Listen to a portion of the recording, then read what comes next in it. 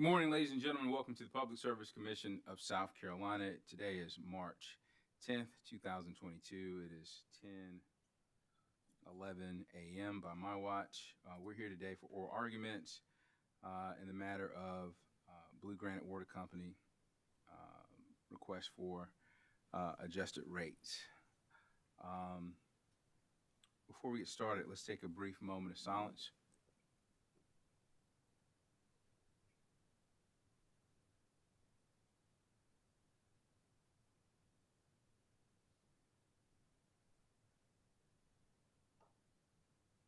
Thank you very much.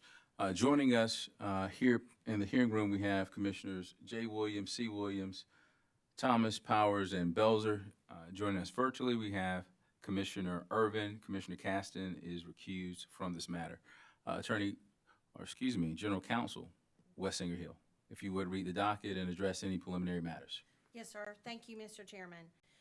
This morning, before the Commission, in the docket number 2019-290WS, which is the matter of the application of Blue Granite Water Company for approval to adjust rate schedules and increase rates. You have before you the oral arguments to the motions or petitions filed by Blue Granite Water Company for rehearing and or reconsideration and partial stay of order number 2022-114. And also the petition of the Office of Regulatory Staff for reconsideration of order number 2022-114. Mr. Chairman and Commissioners, this matter was duly noticed by the Clerk's Office on March 3rd, 2022, following a status conference with parties with regard to discussing the availability of, for this time, to hold this oral argument. Mr. Chairman, the matter and docket is in order. Thank you very much, General Counsel Wes Singer-Hill. Let's take appearances from the party. Blue Granite Water Company. Mr. Chairman, Frank Ellerby representing Blue Granite Water Company. With me is Lyle Trawick. We're with the Robinson Gray Law Firm. All right. Thank you for being here, gentlemen. We're going to go to the responding parties now. The town of Irmo. Jake Moore for the town of Irmo. All right. Pleasure to see you, Attorney Moore. Always a pleasure. 40 Love Homeowners Association.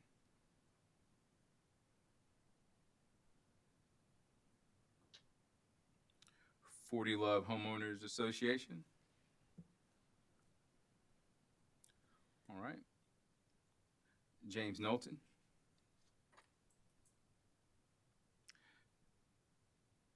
Stefan Dover. York County. Michael Kendry on behalf of York County. All right, pleasure to, well, I can't necessarily say we're meeting. Mr. Kendry, could you turn on your camera, please, sir? Oh, I'll be happy to. Thank you. Once I figure that out.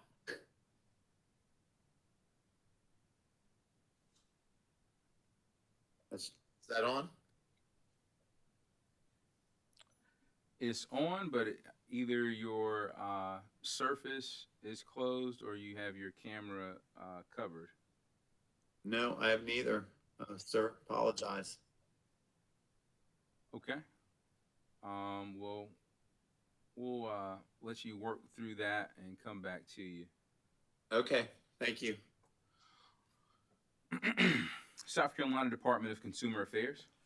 Good morning, Mr. Chairman, Commissioners. Roger Hall on behalf of the department. Also with me today is Connor Parker. All right. Pleasure to meet you both, gentlemen. Pleasure to see you again, Mr. Hall. Pleasure to meet you, Mr. Parker.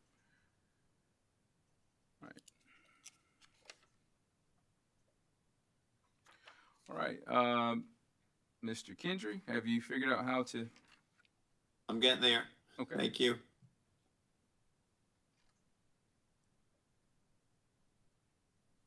All right. Well, Mr. Kendry works on his camera. Is there anything we need to discuss before? The Office of Regulatory Staff. I sincerely apologize. We can't even really get the party started without you all. So Good morning, Mr. Chairman. Thank you, members of the commission. Alex Knowles on behalf of the South Carolina Office of Regulatory Staff, and with me this morning is Mr. Steve Ham and Andrew Bateman. Thank you. All right, gentlemen, pleasure to see you in the hearing room again. All right, Mr. Kendry. Yes, sir. I'm sorry. I'm working on it. Okay. All right, we'll keep working. We don't want to prolong the time, but we would like to see No. your face once. I'll get some assistance. I'll be right back. Okay. Are you leaving the hearing, Mr. Kendry, or? I'm just going to step out of the room for 1 minute. Thank you. Chairman, I would assume that Mr. Kendry would, if he can't get his audio working, or his video working, would be just as happy to appear by audio. I certainly always like to see him, but I think hearing is probably what the important thing is. Whatever the commission prefers, I'll certainly be right back. I don't necessarily disagree with that, Attorney Moore. The issue is if Mr. Kendry plans to speak, our court reporter needs to see his lips moving. Okay, 1 moment. At least that's what I've been advised.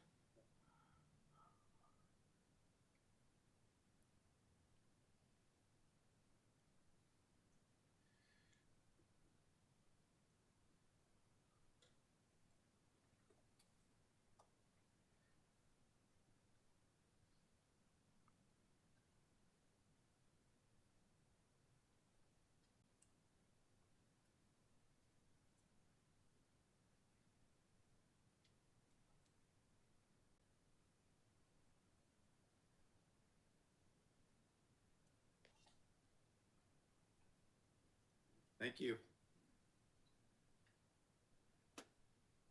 Good morning. All right. Thank you, Mr. Kendry. Thank you. Ladies and gentlemen, before we get started, I need to notify the parties or inform the parties, if you don't already know, that from 2017 through 2018, January 2017 through June of 2018, I worked for what was then Moore Taylor Thomas and what is now Moore Bradley Myers, the firm that Jake Moore is a founding and senior partner. I don't think my work there would cause me to not treat all parties with fairness and to keep or maintain my impartiality. But I do want to give the parties opportunity to comment if they have any concerns about my employment at Moore Bradley Myers. Mr. Chairman, Blue Granite has no concerns about that. All right. No concerns from the department, Mr. Chairman. All right. And no We don't concerns have a from, problem at all. Okay. No concerns from York County. All right. no concerns from ORS, Mr. Chairman. All right. Thank you, sir. And I would assume that Attorney Moore doesn't have any concerns either. I think I was one of the ones that said no concern. Just fine. I have no problem. All right. Thank you, sir. All right. Company, if you would please proceed.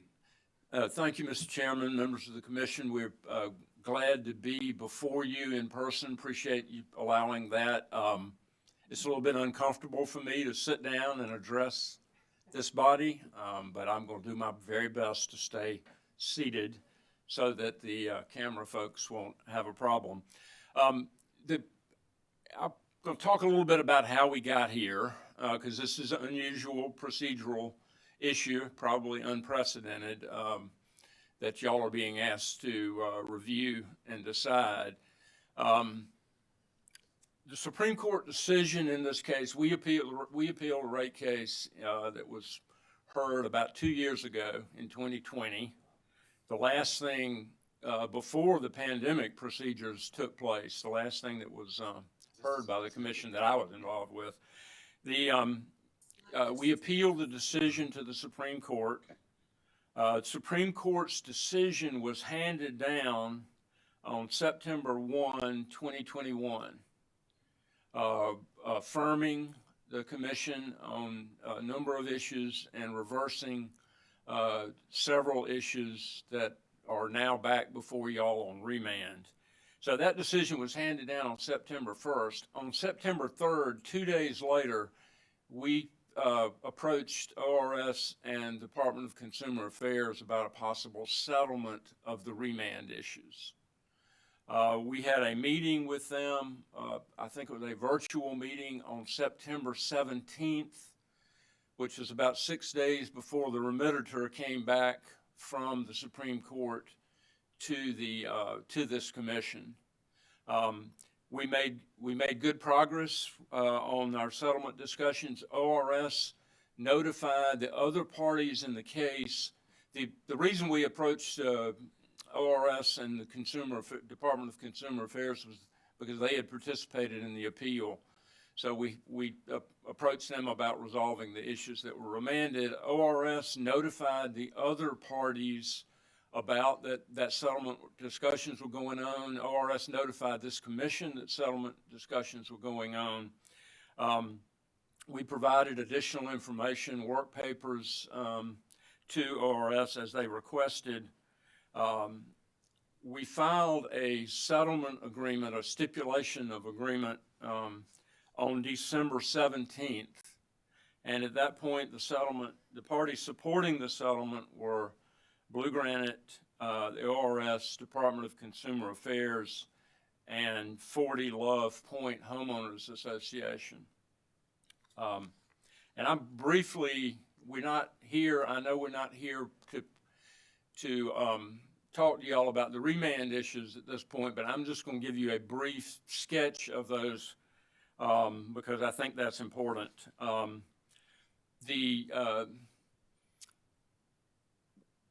There are 4 issues, one of which had two subparts that were remanded back to the commission.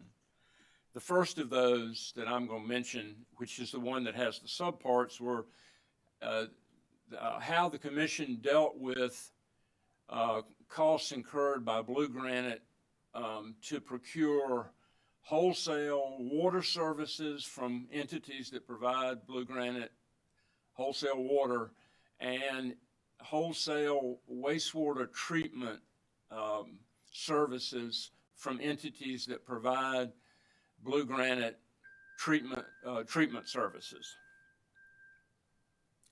So there were the 2 sub-issues relating to that were, one was the treatment of the amounts that had been deferred relating to those expenses that were initially, the deferral was initially approved by this commission in 2015 in a rate case order, and then continued in 2017.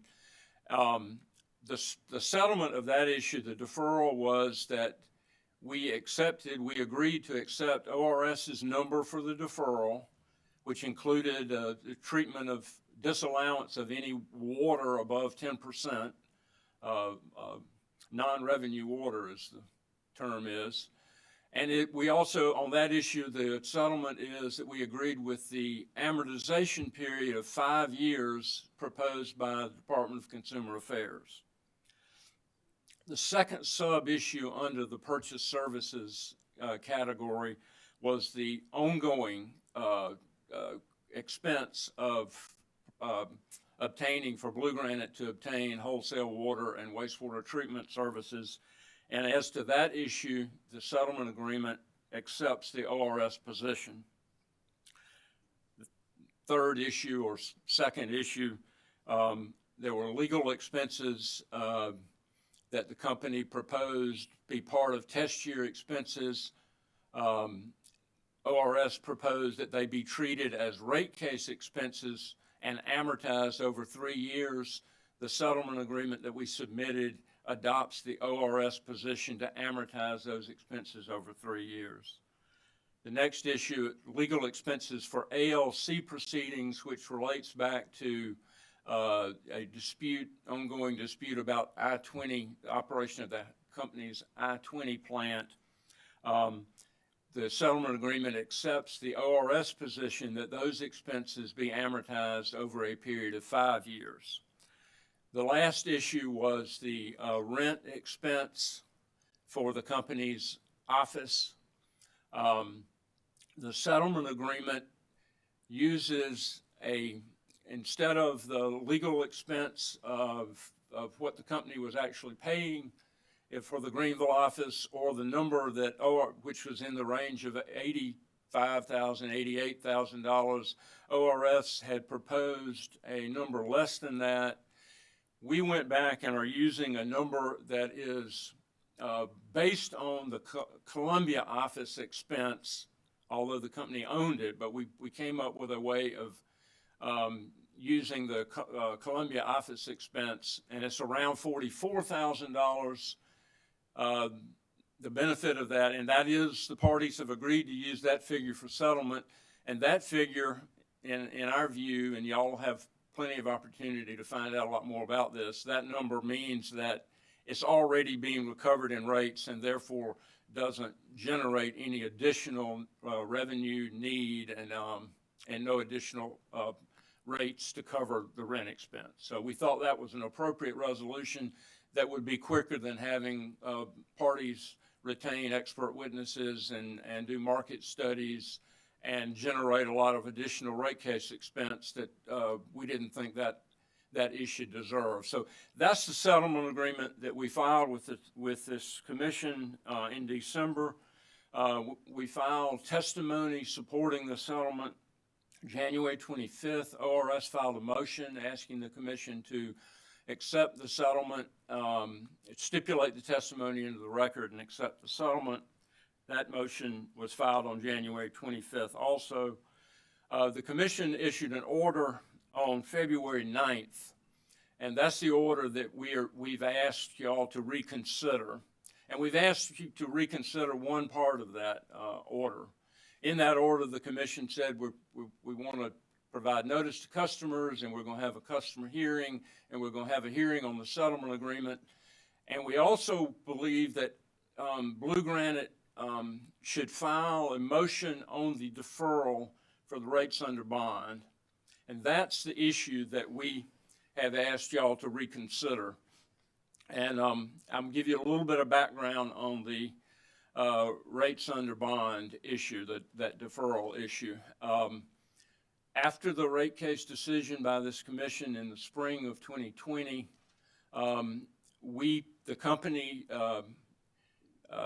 filed a petition pursuant to a statutory provision in the South Carolina Code that permits a utility that is appealing a rate case decision to put rates into effect, provided that the utility post a bond to protect the customers in the event that there's an eventual refund required of the amounts that are collected under the rates under bond. This commission approved our surety that we proposed and approved the amount of the bond. Subsequently, the commission, at the request of the Department of Consumer Affairs, stayed our effort to put rates under bond. I'm not going to re-argue that issue. We had some back and forth about that. The company didn't agree that the commission had the authority to do that. The Supreme Court said that that issue was moot, and that it was rendered moot by the fact that we asked, at about that same time, we asked the commission to approve a deferral, and the deferral was to create an account that would provide an accounting treatment that would represent the difference between the rates that eventually get approved as after remand and what we actually were allowed to charge under the commission's order out on reconsideration. So we put the deferral in place. The commission approved the deferral. The company put the deferral in place. We asked that in December of 2020 and then in the spring of 21, we asked a couple of times for the commission to lift the stay on rates under bond. The commission declined to do that. So that deferral account is still out there, and it needs to be dealt with. We wrote a letter in late December and said that that we believe that the appropriate way to deal with that deferral account was for the commission to rule on the remand issues then we would file a motion to address the deferral and how that balance would be dealt with. I told you all about the settlement we have on the issues that were remanded. We do not have agreement on how the deferral, among the parties, among the settling parties, we do not have agreement on how the deferral should be dealt with. But we do have agreement that the deferral needs to be delayed, and this commission needs to deal with the deferral after a ruling on the remand issues and the rates that reflect the commission's ruling on the remanded issues are put in place. We believe that as indicated in our petition, that the commission can't go forward to deal with the deferral issue until the remanded issues are dealt with.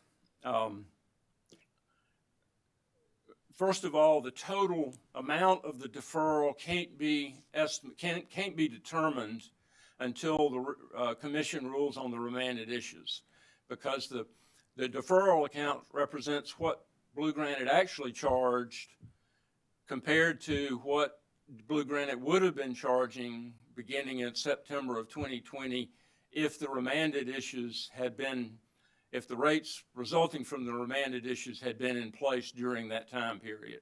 So we need to know that number in order to determine the amount of the deferral.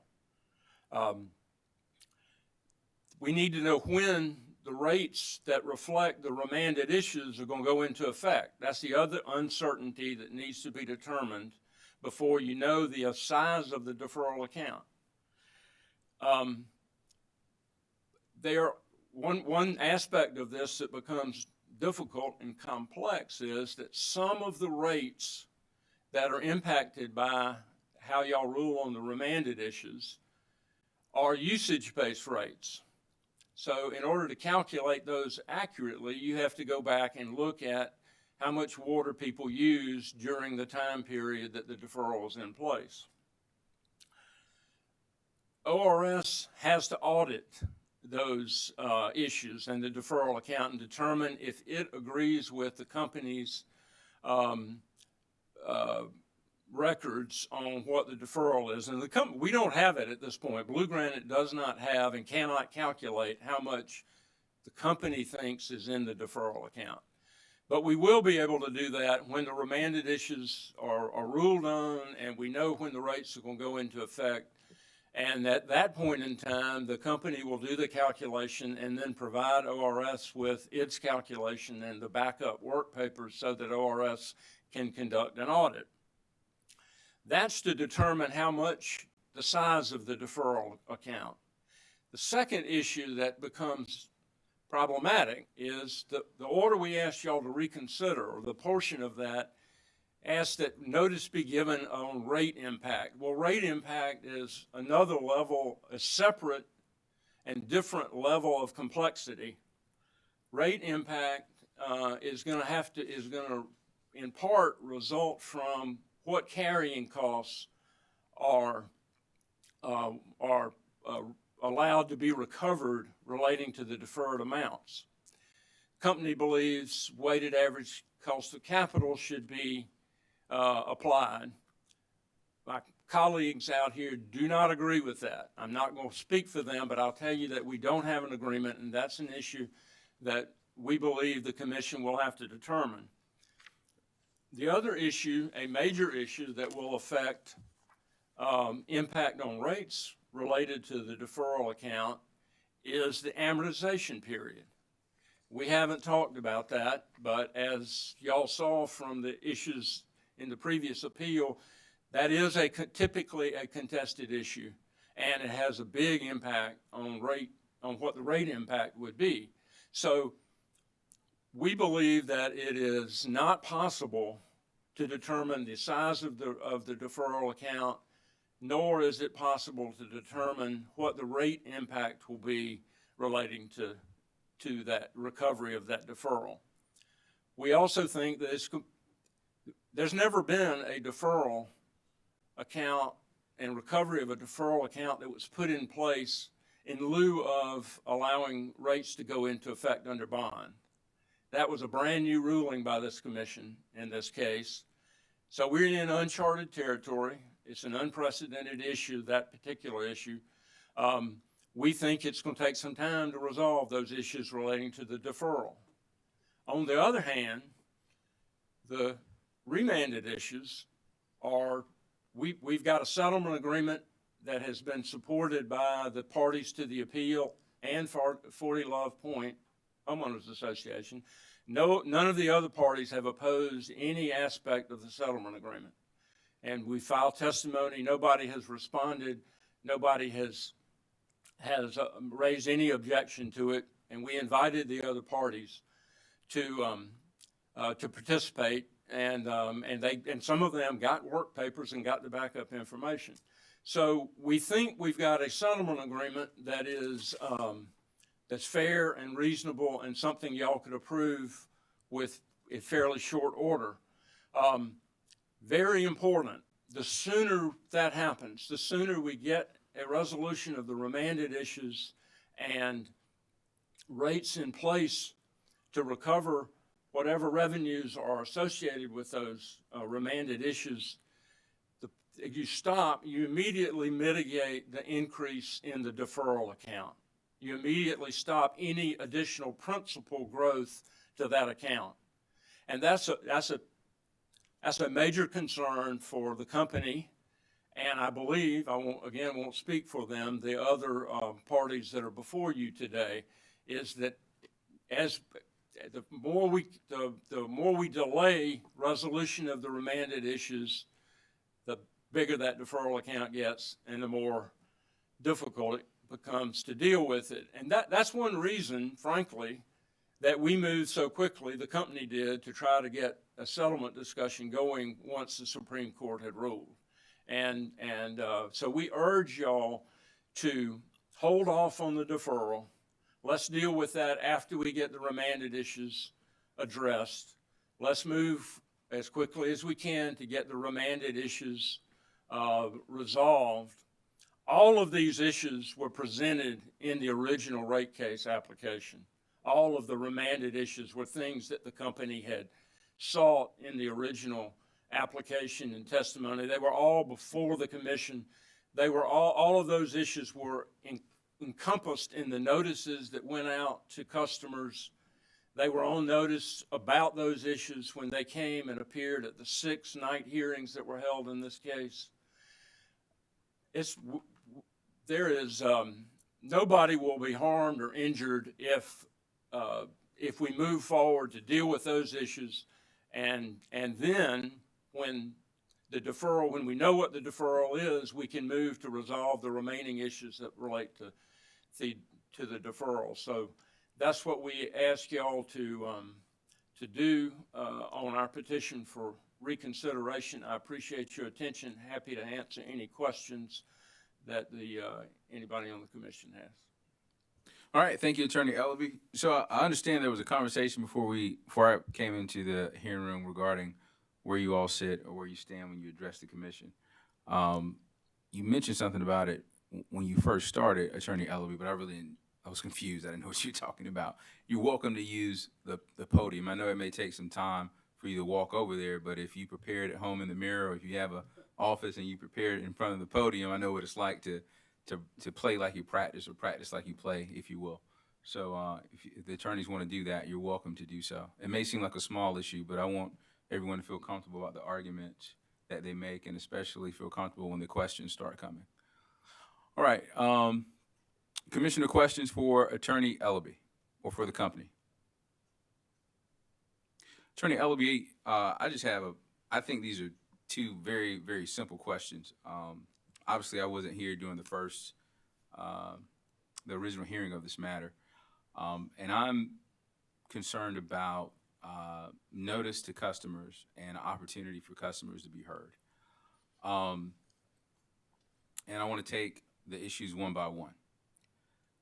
Do you think that it's appropriate for customers to have notice of the impact on rates of the proposed settlement, if approved, and an opportunity to comment on that impact? Thank you, Mr. Chairman. That, of course, was part of the commission's order on February 9th. We did not ask y'all to reconsider that. We've not asked you not to do that.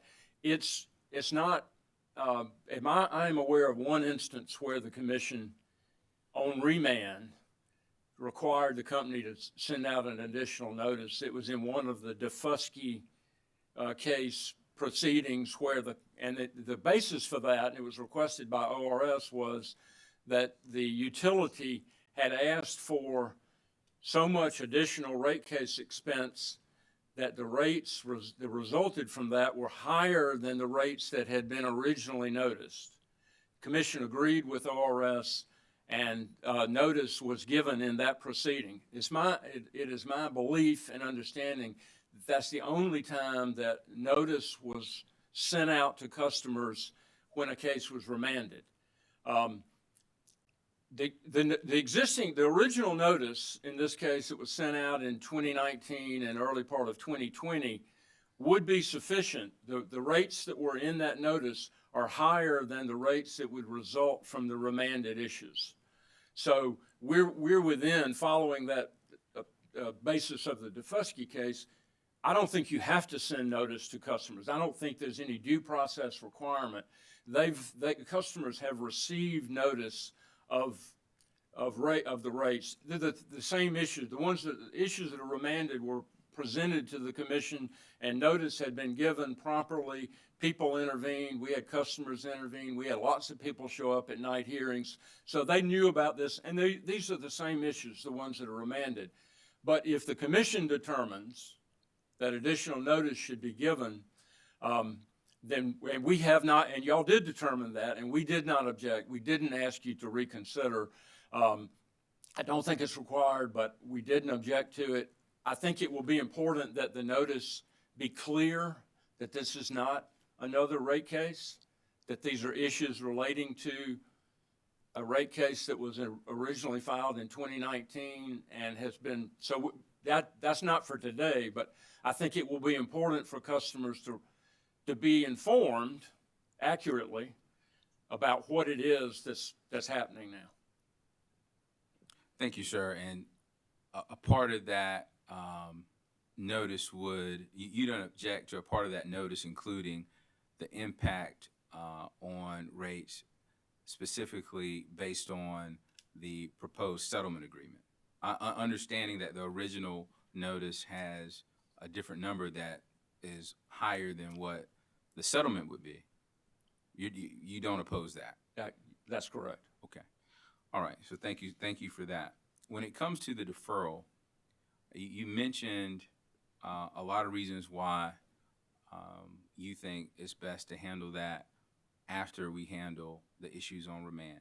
Understood, and thank you for sharing. Notwithstanding those concerns, is it possible with a reasonable degree of certainty to come into or calculate an estimate of what the deferral amount would be if the company or the settlement, all the signatories to the settlement, get what they want, the settlement is approved, and you put in a date, and again, this would just be an estimate. Is it possible to do that? If you get what you want with a date for the implementation of rates? Mr. Chairman, I think it would be possible to come up with an estimate of the amount of the deferral. I don't think it's possible, though, to come up with a reasonable estimate of the impact on rates because of those issues that I talked about, the carrying cost and the amortization period. And also, you know, having customers told about that, that deferral is entirely a result of the company not being allowed to put rates into effect under bond. If we had put rates into effect under bond, as every company that I'm aware of prior to that order had been allowed to do, and as by the statute, we wouldn't be doing any of this. In fact, I think we would probably be getting y'all to approve a refund to customers relating to that, because what we had originally proposed was a little bit higher than what is in the remand settlement. But so I have it seems to me there's something unfair about that deferral account now being used to show a additional rate impact when it was in lieu of a statutory process that would have allowed us to charge rates and would have been noticed to customers back in September of 2020. I would have never thought about it that way. Thank you for sharing that. I've been thinking about it a lot. This is brand new. Yes, sir. Understood. So could you educate me on how, hypothetically speaking, if the settlement agreement is approved and the deferral account is, you calculate the amount, ORS has the opportunity to audit that amount, and you get to a final number of what you think is appropriate, how would that money be collected from ratepayers? The company, I think, would file a motion or a petition asking the commission to establish a rider to recover that. I believe that there would be contested, as I discussed earlier, I think there would be contested issues that relate to that recovery. In fact, it may be contended by some parties that the recovery of that should wait for the next rate case. That's not the company's position, but just, that's one of the things that has been suggested in discussions that we've had. So there are a lot of uncertainties. We're going to have I could even see witnesses being called and testimony about what's the appropriate amortization period. That's the kind of thing that you typically have witnesses testify about. Carrying costs. I don't know whether you'd have testimony about that, but we may, and there'll be briefing, and so that's an issue that's going to take a while to resolve. And if we don't move forward with the remand issues and get those in rates, then the deferral balance just continues to grow, and it becomes more problematic. Understood. Notwithstanding the complexities of the issues you just shared with us, you would agree that the practical outcome to the average ratepayer, if the settlement agreement is approved, is that their rates would increase at some point in the near future, and then subsequent to that, there's a strong possibility that their rates will increase again if the company were to have its way through a rider to recover the deferral amount. That's correct, Mr. Chairman. Okay. Do you have any suggestions other than offering the settlement agreement for approval as soon as possible and then waiting to address the deferral that could maybe make the process more efficient, maybe handling all of this at once so customers will understand that or can prepare or at least have some notice of how much their rates are going to increase? Because from a practical perspective, obviously we know what's going on. We're here. But if there's a ratepayer out there who's really not paying attention, I think they would be surprised that, or it would feel to them possibly, that their rates are increasing twice. And they may feel as if that is unfair to them. So is there another way other than what you have suggested as the best course of action? Is it not reasonable to, with all diligence, expedite the accounting of the deferral, giving RS an opportunity to audit that, and then we could deal with all of this at one time? Well, as indicated by the responses by the ORS filing and the Department of Consumer Affairs filing, it's a moving target. As long as the remanded issues haven't been addressed, the deferral is just a moving target. And so nobody's suggesting that it's ideal for customers to see something that I agree that's going to be confusing to them. But that's the best course to go forward is what all three of us are recommending is let's deal with the remand issues. Let's get that done as expeditiously as we can. I think that dealing with the deferral is going to take some time, and it's complex, and it's going to take some work, some legal work and briefing and consideration by the commission as to how to do it. And I think because that's going to take so long, there'll be that one thing about that, there'll be more separation between the two rate impacts. There are, and I don't want to argue, and I'm not prepared or authorized to argue, but there are things that, with respect to the deferral, that the commission could do that would mitigate the rate impact. And my colleagues out here are going to be making those arguments, I suspect.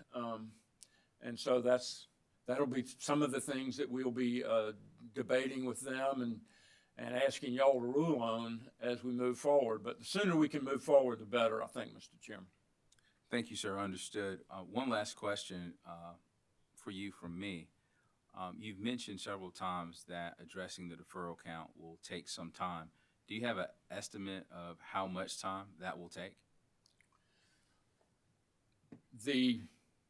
In terms of doing the calculation and doing the audit on the amount of the deferral account, the accountants and audit folks at the company will be able, once we know what the resolution of the remand issues and when those rates are going to go into effect, the company will be almost immediately able to determine what or within a fairly, a couple of weeks at the most, will be able to determine what it believes the appropriate amount is in the deferral account.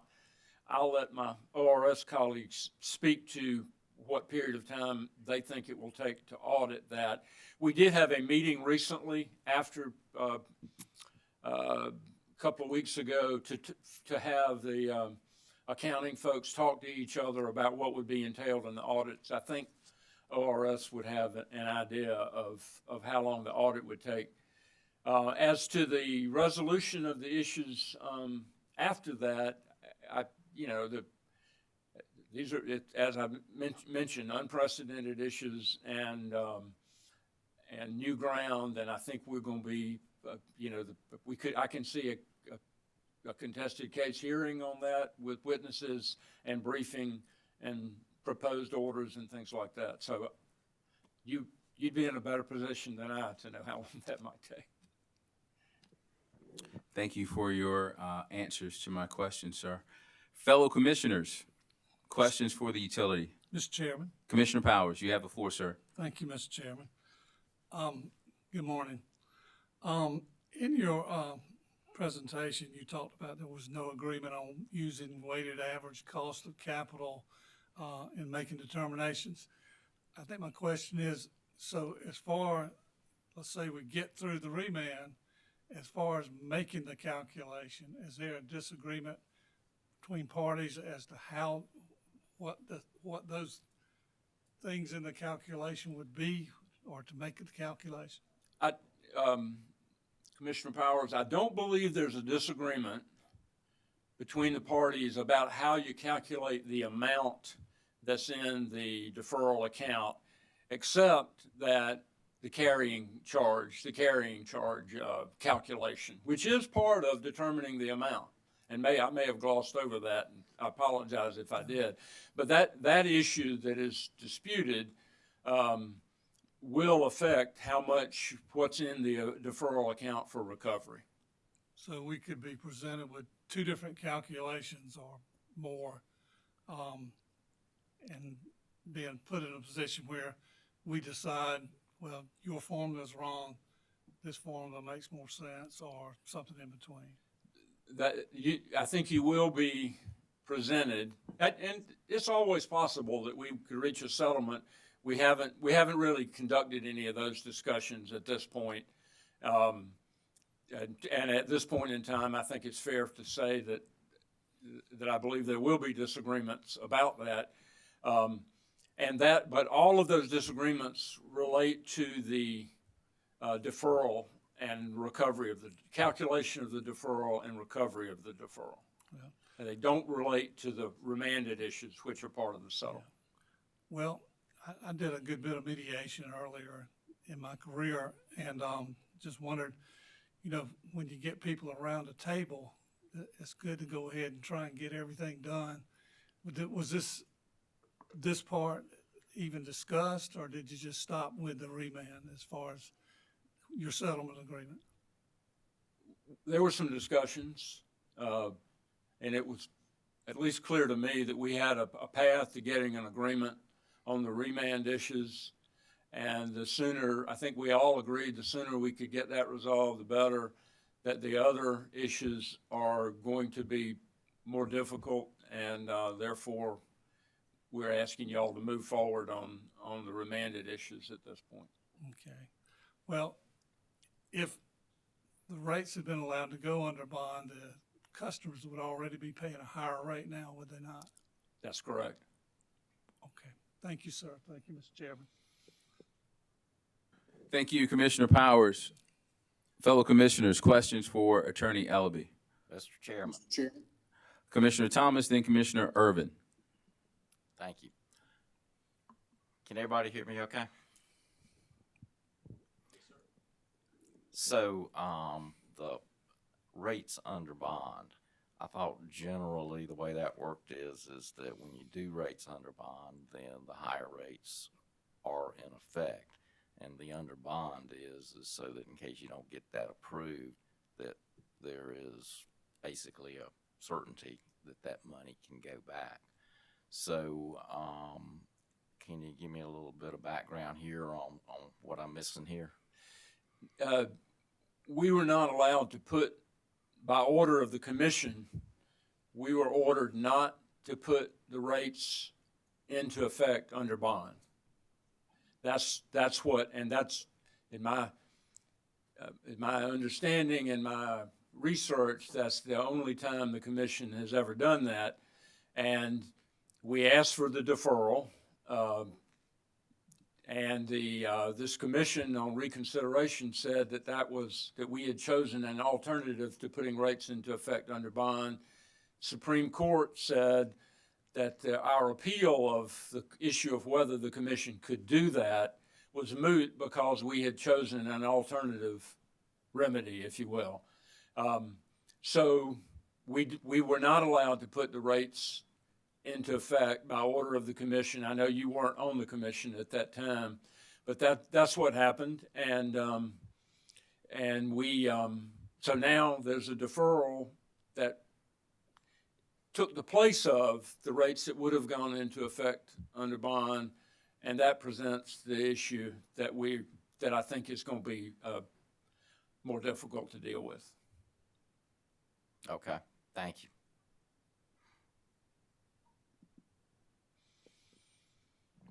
Commissioner Irvin, you have the floor, sir. Thank you, Mr. Chairman. Mr. Ellaby, good morning. How are you today? I'm good, Commissioner. Good to see you. Yes, sir. Help me understand why, once the Supreme Court of South Carolina filed its opinion which affirmed the commission, why would that not stay running of any kind of carrying charges or other charges since Blue Granite lost their appeal? Why would it not be stayed once the Supreme Court ruled? Well, Commissioner, first, a couple of things. I would say that of course, issues like that would be before the commission at the time we get to the deferral, calculation of the deferral and the recovery of it. However, the commission was affirmed in part and reversed in part. And the issues that are encompassed in the settlement agreement, the remanded issues, are the ones that that also, in addition to that y'all need to address and rule on the remanded issues, whether you'll accept the settlement or not. And then there'll be rates associated with that. If you approve the settlement, we have testimony from our witness who showed the potential rate impact from the settlement of the remanded issues. And then the resolution of those issues, as I've mentioned a couple of times, will affect the calculation of the deferral. So given that the court reversed the commission on those issues, I don't think that the court's order would prevent recovery of carrying charges. But again, my colleagues may have a different view of that. That's one of the issues I flagged for y'all that will need to be resolved, that relate to the deferral, calculation of deferral and recovery of the deferral. Would you then at least concede that once the parties entered into the stipulated settlement agreement, that at that time, no further deferral or carrying charges would be appropriate? No, sir, I'm sorry, I can't agree with you on that either. What will stop the principal growth of the deferral account is when the commission rules on the remanded issues and allows the company, based on that ruling, allows the company to put a new rate schedule into effect that recovers the revenues associated with those remanded issues. That's when you can impact the growth of the deferral. Well, are you telling us that all issues on remand have been resolved by your settlement agreement? Yes, sir.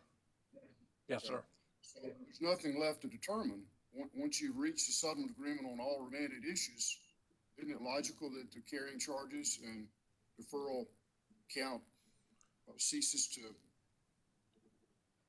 I mean, otherwise you're going to have unjust enrichment, aren't you? No, sir. We can't start charging the rates associated with that settlement until this commission approves it, approves the rate schedule we've proposed, and allows us to begin charging those new rates.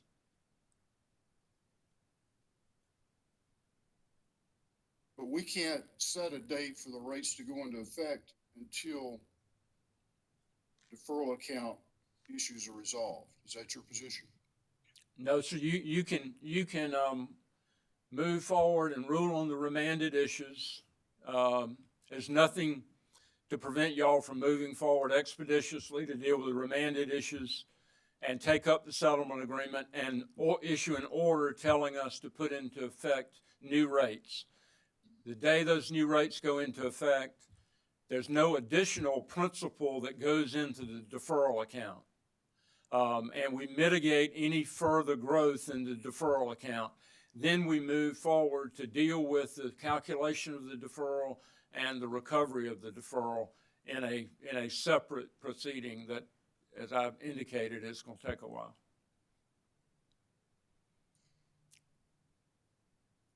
No further questions, Mr. Chair. Thank you. Mr. Chairman. Thank you, Commissioner Urban. Vice Chair Belzer, you have the floor, ma'am. Thank you. Good morning, Mr. Ellaby and Mr. Trawick. Mr. Ellaby, if the commission were to grant the petition for reconsideration filed by the utility, and basically if the commission adopts your position, how long would it take to get the matter noticed to the customers? And we have to at least allow 30 days for the hearing in the commission. But how long does it take for the commission, for the company to notice these customers? If we use the bill inserts, which is much less expensive, I think we need between 45 and 60 days, maybe 55 days. Is that because, are there, everybody's not billed at the same time, is that It's a correct? billing, it has to go out on a billing cycle. If y'all told us to send out a separate notice, I think the cost for a billing insert is in the range of $2,500, and I'm pulling this from recollection, but I believe that a notice that's sent out separately is maybe $15,000. And as I understood your conversation or your soliloquy or back and forth with the chairman, the company is not contesting noticing this to the customers. We did not. Okay, and that's my concern, is the original notice was over 2 years ago, wasn't it? It was. And a lot's happened, and there's been a lot of distractions for everybody in those 2 years, so that's part of my concern with that. Okay, thank you very much. Thank you. Any more questions for Attorney Ellaby?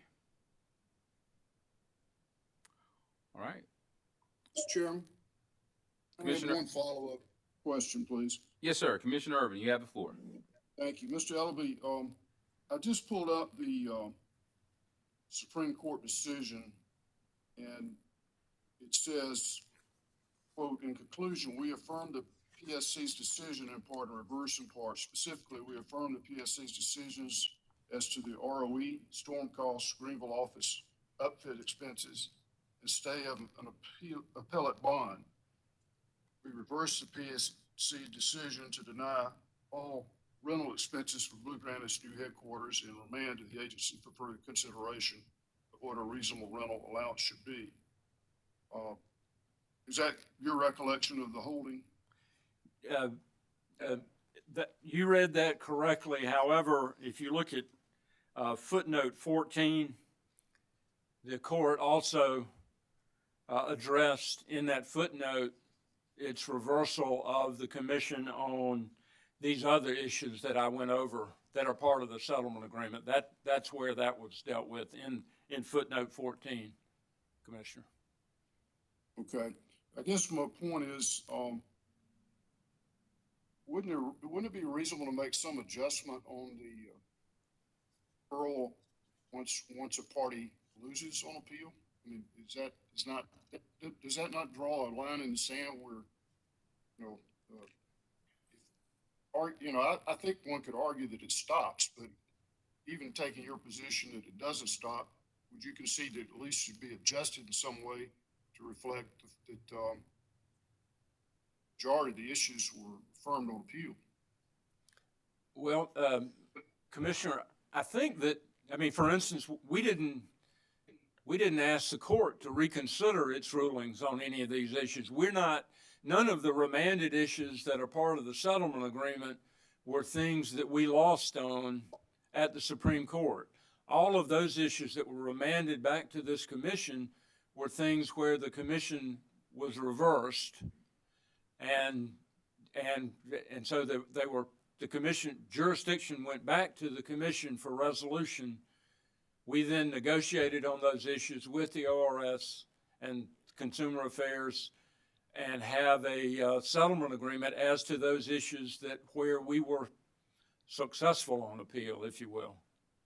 So we aren't trying to retrade on something that the court ruled against us on. We certainly would not do that, and I agree with you that would be inappropriate for us to try to do that. Okay, thanks, sir. No further questions. Mr. Chairman.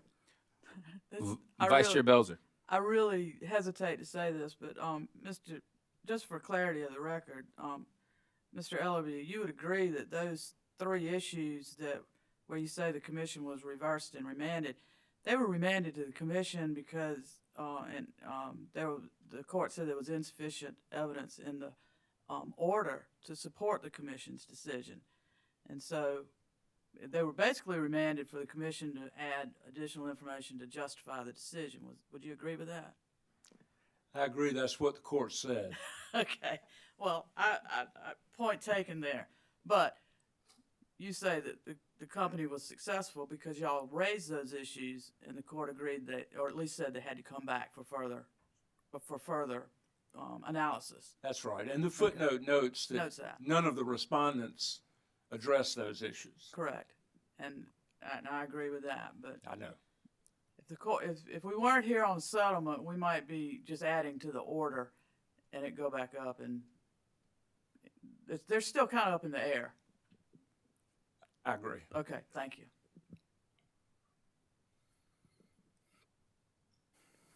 All right.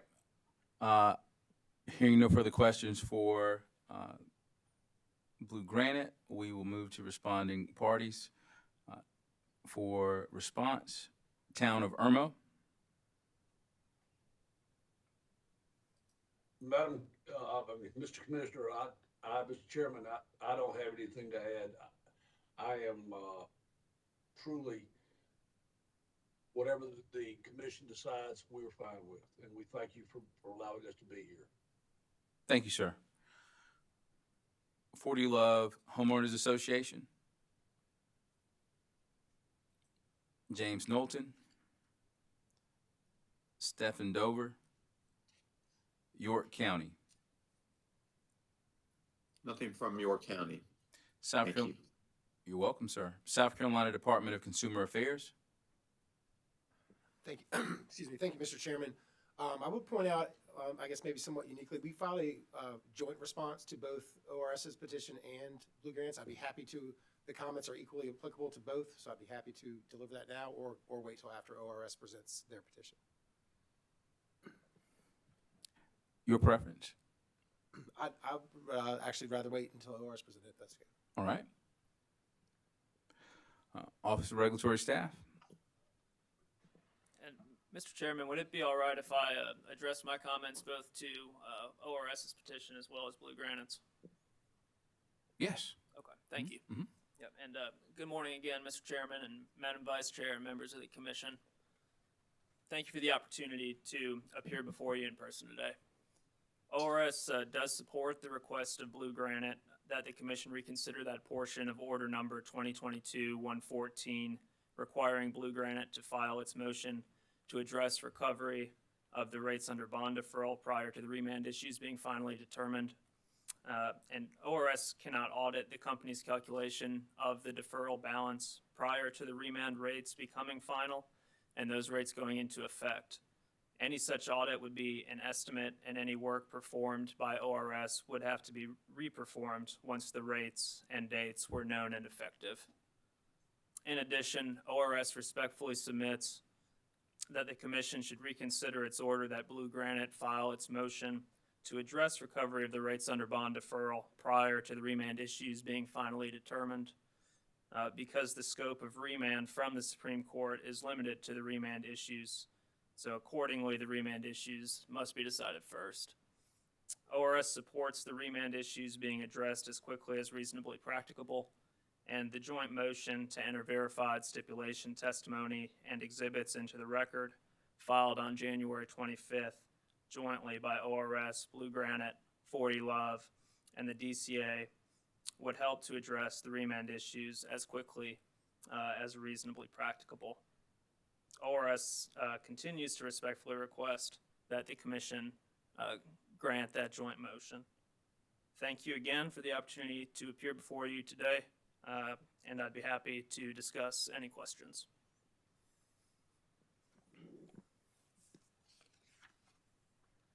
Thank you, sir. Any questions for the Office of Regulatory Staff? Commissioners. Commissioner Mr. Thomas. Chairman. Thank you.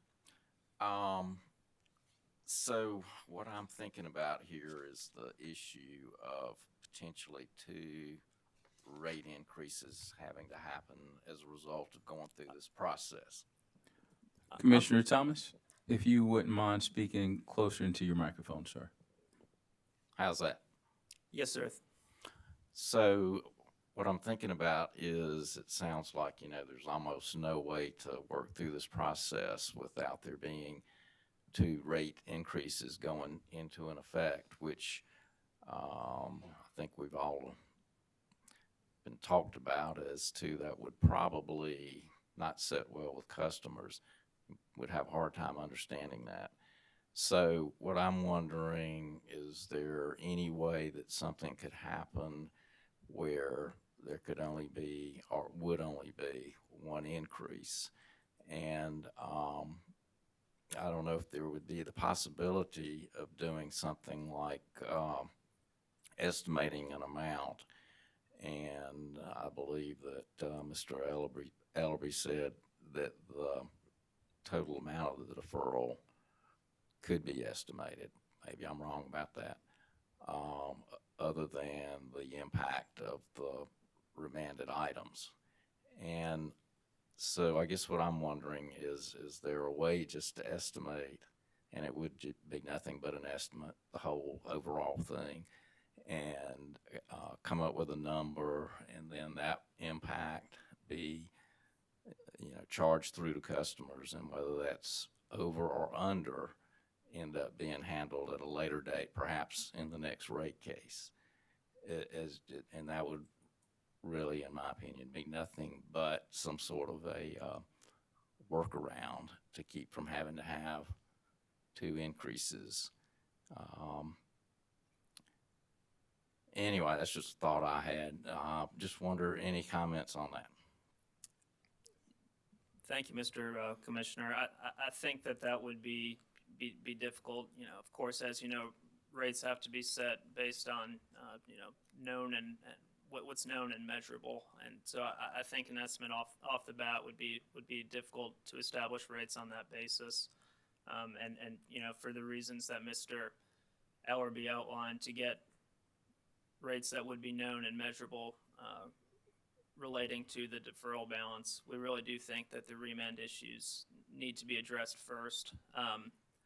And I guess one other thing I just add is if there even was a way to do, two birds with one stone, it would be a larger increase at one time, as opposed to two increases over time, each being of a relatively smaller magnitude than a single increase. Okay, thank you.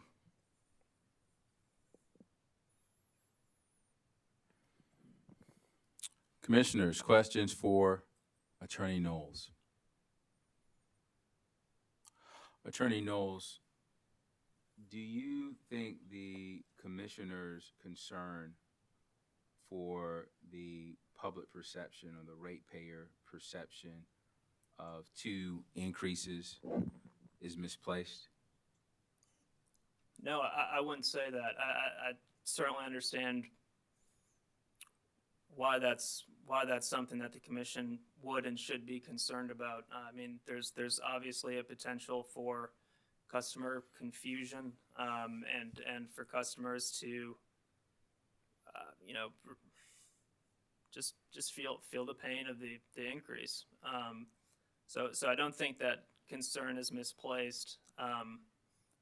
I do think that it's difficult to find another way. Understood. Well, and I appreciate that response. I believe difficulty does not mean impossibility. So if you have the opportunity to offer a suggestion to us other than what's already been offered, how can we reduce confusion and reduce the lag between the increase? On one side, I would agree with you that maybe hypothetically or theoretically, two increases over time may not have as much or the same impact on a ratepayer's pocketbook. But alternatively, it could be stated that it very well may. So is there no other option other than handling these issues separately available to the parties in this case? I don't see one, Mr. Chairman. In all candor, I will say that as far as reducing customer confusion, Mr. Ellerby mentioned the option of a rider. I think that could help create clarity that the customers would receive one increase due to the resolution of the remand issues, consistent with the order from the South Carolina Supreme Court. and then having a line item that explains the reason for the second increase. Okay. So Mr. Ellaby stated that it would take the company, I'm just going to say about a month to calculate the deferral amount. How long would ORS's audit take? Yes, sir. It's difficult for ORS to provide a reasonable estimate until we actually have the final rates, and then we're in a position to go and verify the inputs to the company's calculation of the deferral balance, comparing what customers have been charged with the remand rates, as well as, verifying the actual charges made by the by the company to the customer over this period of time. And in addition, there are the issues Mr. Ellaby raised of resolving the carrying cost and amortization period issues. So until the company does have the kind of final calculation of the balance, and until we see the company's motion laying out the proposed treatment of amortization and carrying costs, it is difficult for ORS to provide a reasonable estimate of how long it would take.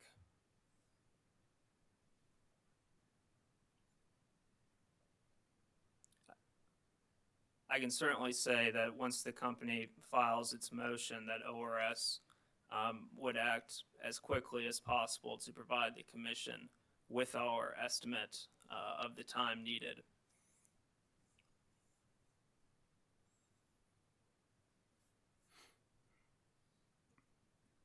Understood. So essentially, you're saying you don't know, even once you receive all the information that you don't have today, you still have no idea how long it would take to perform the audit.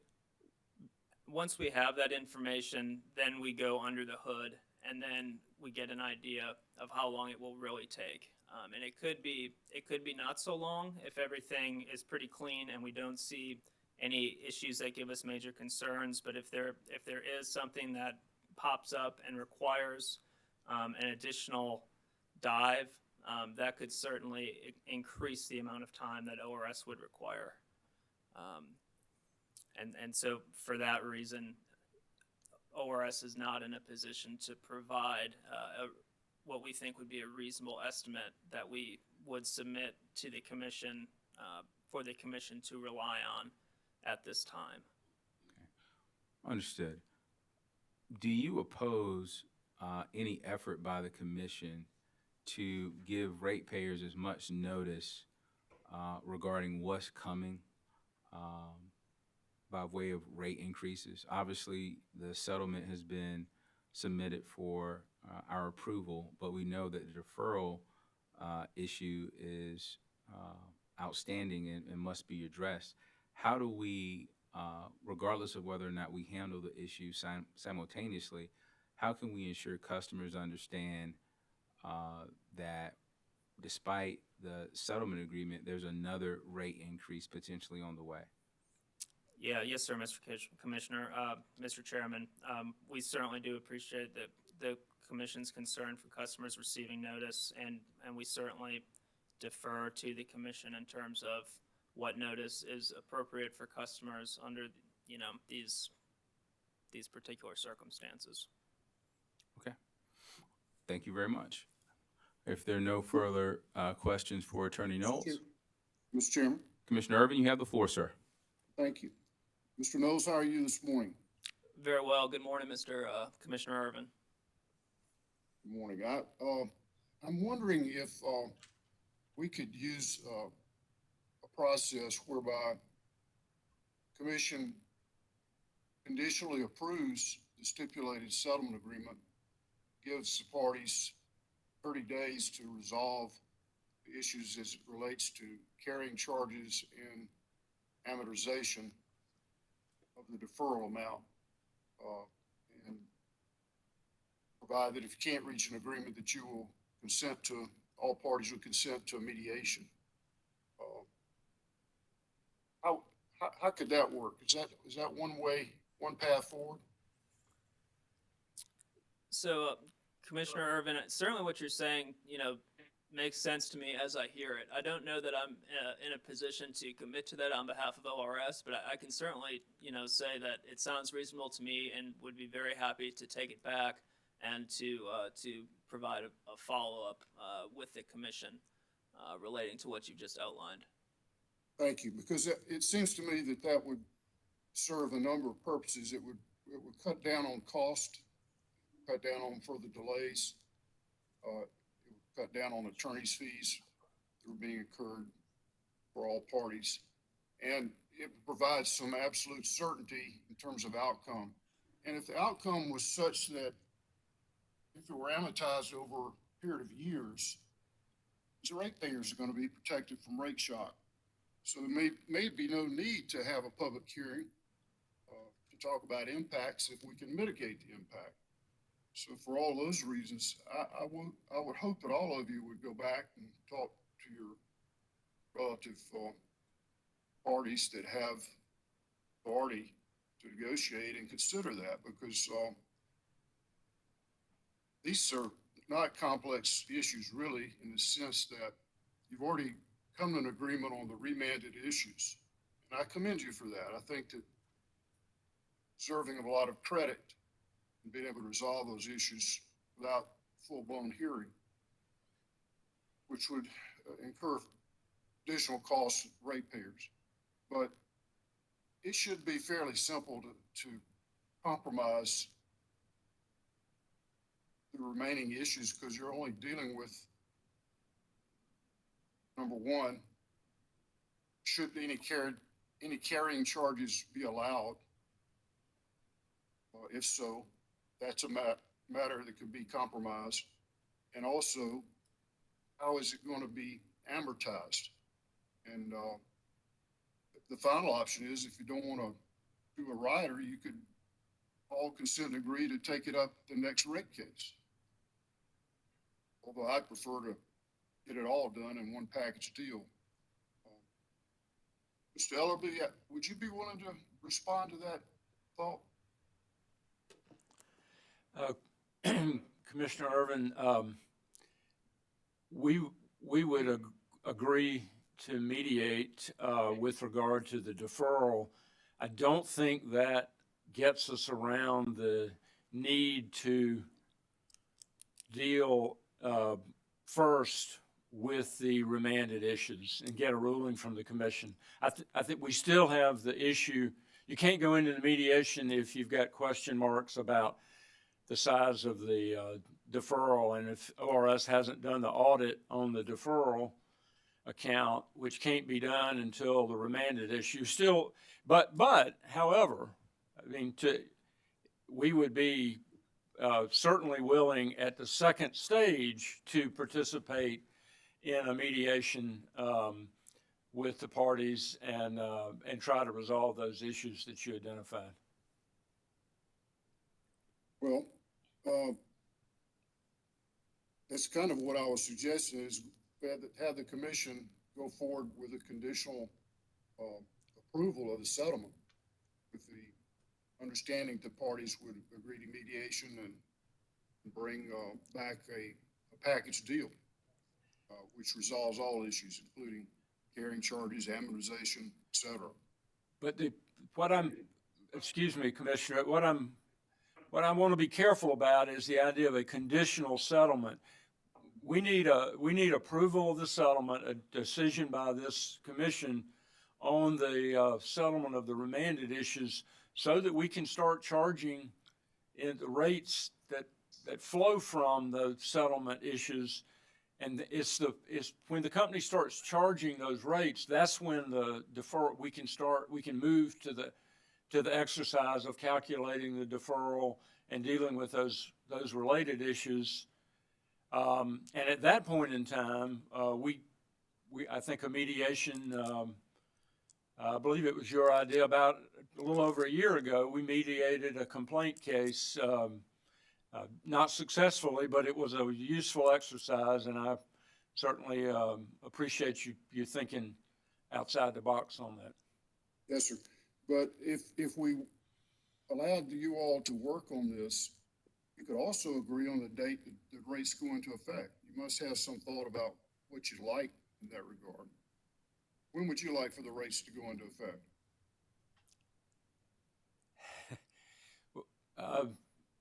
Well, we're talking about the rates from the, for that flow from the remanded issues. We, of course, had joined in the motion that ORS filed in January, and if that had happened, I think the rates, we'd be pretty close to charging those rates. So the sooner the better. I still think that we're going to have a rate. I don't think it's avoidable to have two separate rate impacts. I appreciate everybody trying to do that. I think everybody's struggling in good faith to try to come up with a way of doing that, but we don't think that that's that it can be done under these circumstances. So the sooner the better for the remanded issues.